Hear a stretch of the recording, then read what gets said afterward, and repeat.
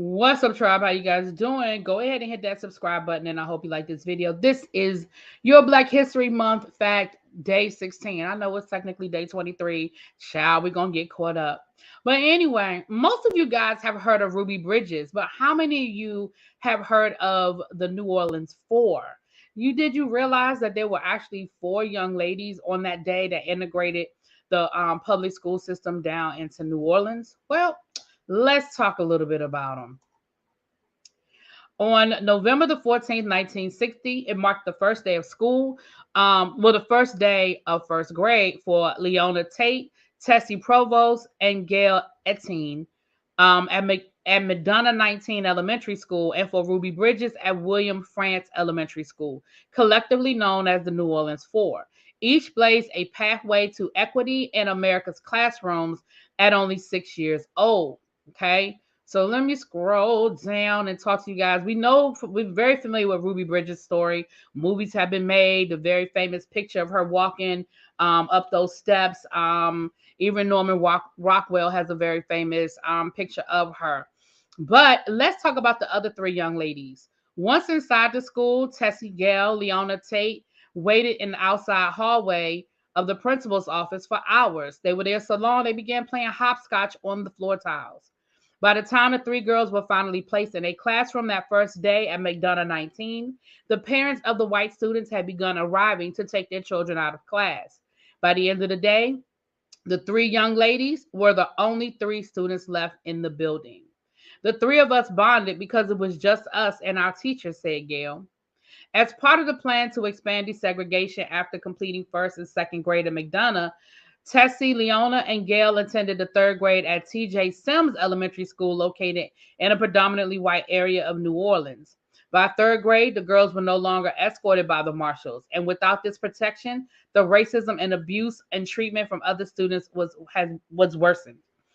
These kids came to school with things that had been taught to them and embedded in them. They came with some serious things we did not expect at all, and it was terrible. It was a terrible, terrible time.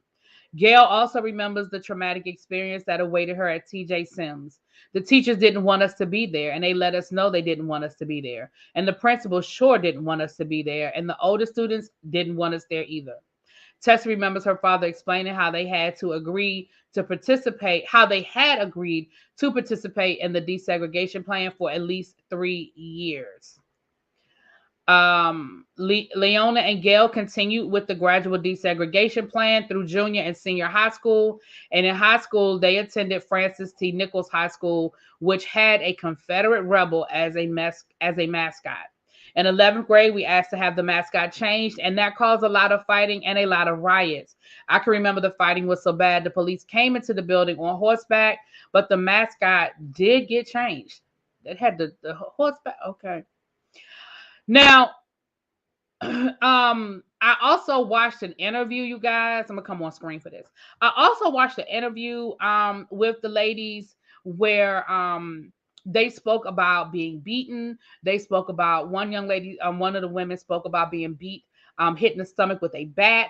One of the young ladies women talked about being on nerve medication at 6 years old because of the experience. But what I want to say is this. Like I said, I was watching an interview. I'll put the link to the interview in the description box. It was on the CBS Morning News, where they have now purchased the old elementary school that they desegregated through they started a nonprofit, and they were able to purchase the elementary school because the school had been abandoned since Hurricane Katrina. And with them purchasing the building, they have renovated the building. The top 2 floors of the building is now apartments for senior housing. And the bottom floor is an education center. And the actual classroom that they were in first grade has been turned into a memorial. And so if you are in New Orleans, you guys, you might want to go and check it out, make a donation and all of that good stuff. It sounds like that they are definitely doing some great things. They say that they harbor no ill feelings towards Ruby Bridges. It wasn't her fault. Her fault that her story was the story that the press picked up on and highlighted, even though they integrated on the exact same day, only blocks away from where Ruby Bridges was.